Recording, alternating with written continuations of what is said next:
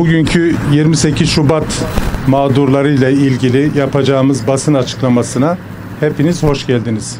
Bir küsür yıldır yüzlerce mağdur ve onların aileleri maalesef bu acıyı yaşamaktadırlar. 28 Şubat'ın üzerinden 20 yıldan fazla zaman geçti. 28 Şubat'ın açtığı yara hala kanamaktadır.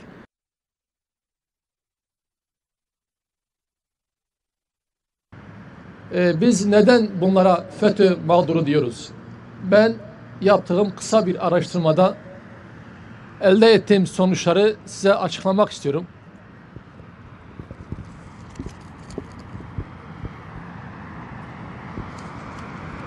Şu anda cezaevinde olup da müebbet ceza almış yüzlerce mağdurun yargılandığı 39 dosyada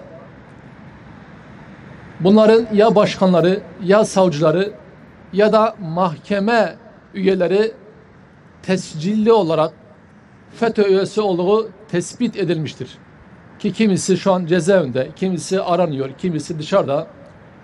Artı bunun yanında yine 510 kişinin yargılanmış olduğu 72 dosyada, ki bunlar Yargıtay'da onanmış dosyalardır. Bunlar da yine tescilli olarak Yargıtay üyesi olan FETÖ üyelerinin karar vermiş olduğu, onamış olduğu dosyalardır. Bir yıl daha biterken 28 Şubat zulmü devam ediyor. Mazlum der olarak çok sayıda kişi ve kurumun desteğiyle 2018 yılı boyunca 28 Şubat mahpuslarının halen devam eden mağduriyetlerinin giderilmesi için Türkiye genelinde cezaevi ve adliye önlerinde, meydanlarda, dernek binalarımızda haftalık ve aylık toplantılar düzenledik, mağdurları dinledik, basın açıklamaları yaptık. Her bir eylemde 28 Şubat siyasi yargı kararları iptal edilsin ve 28 Şubat mahpusları derhal serbest bırakılsın talebimizi dillendirerek halen devam eden zulmün sonlandırılması çağrısında bulunduk.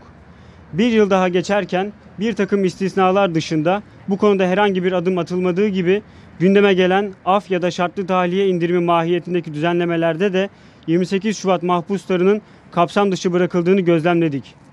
Teşebbüsün ötesine geçip gerçekleşmiş bir darbe olarak gündemimize oturan 28 Şubat darbesi halen insan öğütürken 20-25 yıllık mahpusların aileleri cezaevi yollarında süründürülürken çocuklar babasız büyümek, anneler çocuklarına hasret bir ömür sürdürmek zorunda kalırken bir yıl daha geride bırakıyoruz. Bırakılsın talebimizi bir kez daha vurgularız. Mazlum der. Teşekkür ederim.